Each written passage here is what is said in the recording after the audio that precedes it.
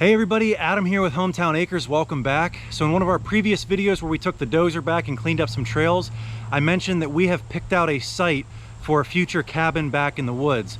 And luckily enough, Doug is actually having delivered today. I think it's a 14 by 30. Now, granted, it's a storage shed, not a cabin, but we're gonna go over there and kind of examine what it would take to just buy one versus sawing all the lumber and milling one ourselves. And if nothing else, we'll be able to take a look at it and get an idea of what material we'll need to make for ourselves on the sawmill. So we're gonna head over there right now. Stick around.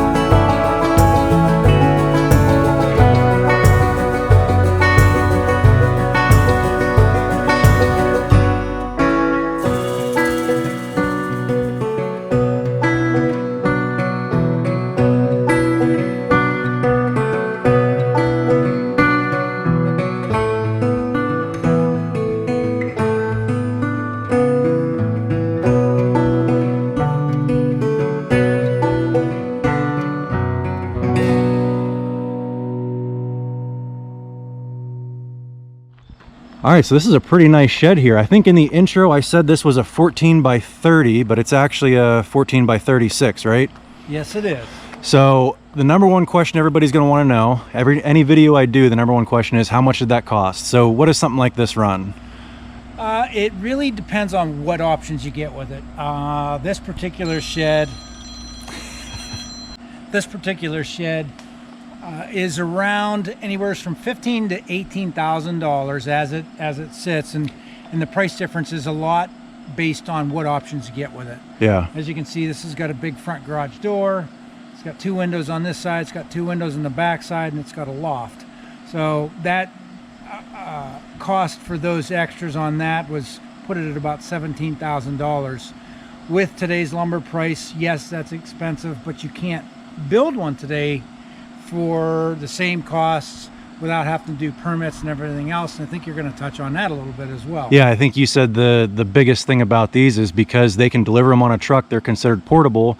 And when here in Pennsylvania, if you have something that's considered portable, you don't have to get a building permit. And you said that that's worth its weight in gold all on its own. Correct. To not have to go through the permitting process. Yep. But anyway, let's take a walk in here because I'm thinking for the woods, for our cabin back in the woods, I really like this 14-foot wide width. This is really spacious in here. I think you get down to 10 and 12 feet, it starts to feel a little narrow. The other thing that I forgot to mention, this particular shed, a lot of them come with a plywood floor. This one is built heavy duty. It's got the tongue and groove pressure treated 2x6 flooring, and that allows you to pull a vehicle on here, a car, a truck, anything that you can get in this garage door. Right. The floor is supposed to be able to handle, and it won't rot out. You won't put a jack through it. You won't put a heavy wheels through it or anything like that. Now, the other thing we were talking about is, okay, who would be the person who's going to build one themselves, like me with the sawmill and all that, versus somebody who's going to just go out and buy one? And what we talked about is really just comes down to convenience, right? Correct. I actually had found these people on the internet. They were local, within 30 miles of here. Called them up and said, hey, what do you have in inventory? He gave me 3 different building options, 3 different sizes that they had out on their yard there. And I says, boy, I'm really interested in that, the 14 by 36 unit. So I took a drive up and looked at it and went, man, that's exactly what I'm looking for. It's the size. And within a week, it was sitting here and backfilled, and I run electric and did all that to it. So I had some lights in here, and it was done. You can't do that if you're going to build something. You can't get a permit within a week. You can't get built within a week. So it was the convenience for me was worth the cost of the building more so than somebody's gonna say, man, that's an extreme amount of money for a shed. To some, yes, it is, and to others, no. It's the convenience that I paid for, And like you exactly said, what I wanted. and like you said, you needed storage for this winter, and you didn't have time to go through the permitting process and get all the material here and figure out how to build it. I'm assuming if you wanted to build this, you'd be able to figure it out, right? Yes. Yeah, you've done carpentry and general construction before. Yeah, I mean, I could build it. I just the ability to have it here before the snow flies was worth it for me, because I've got things that I need to store in here for winter storage, and I just didn't have the time to wait around until winter showed up to get it done, and then try to figure out where to store everything. Now, for somebody like me, who I can build that cabin back in the woods anytime, I can, piddle along all winter long, milling a little bit of lumber here, a little bit of lumber there, and slowly build my inventory for all the sticks of framing lumber that I'm going to need. And if I don't get to actually constructing it for a year or two, that's no big deal. We don't need to have the cabin in the woods before winter. So like Doug said, it's a convenience thing. If you need it now, this is the way to go. So yeah, I think the thing I'm most interested in coming over here to look at is just kind of getting an idea of a cut list of what materials I'm going to need to build one ourselves. Because like I said, I'm in no rush. I can just pick away at it. Obviously a lot of 2x4s, a couple of 2x6s. I do like the idea of, putting in a floor that's 2x material instead of a plywood floor. And they put a 4-foot loft in it, and the windows.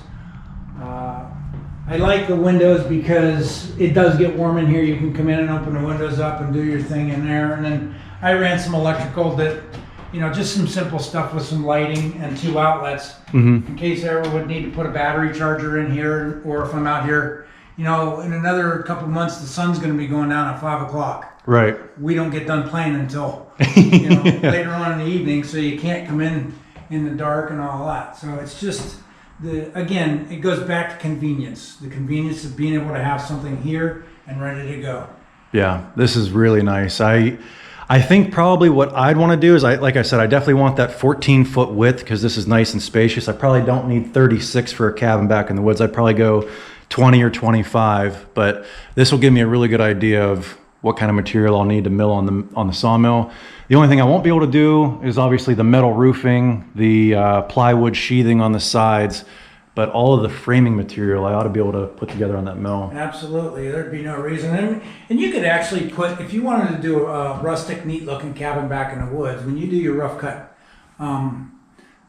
roof joists there, or trusses, you could actually do rough cut lumber on the inside for the ceiling. Oh yeah. So it looks like, how people have pine plank ceiling in their houses and things like that. Yep. You could do that out of a rough cut lumber and then put your metal siding or metal roofing on top of it. Oh, that'd be cool. Because basically they've got plywood on the ceiling and then the metal on top. So you're going to need some kind of underlayment to support the metal siding. Right. Well, I've never built anything before in my life, but you know, as you guys know on this channel, I'm all about learning new things and trying to figure it out as I go. So I'm sure I'll be leaning on Doug for a little bit of guidance here and there, but at the end of the day, it's a cabin back in the woods, and if something gets screwed up on it, it's not like anybody's gonna be living in it, nobody's gonna get hurt. So it'll be a good first project to learn some general carpentry and framing and construction. But anyway, if you guys enjoyed this video, give me a big thumbs up, click that subscribe button. We'll catch you on the next one. Thanks for watching.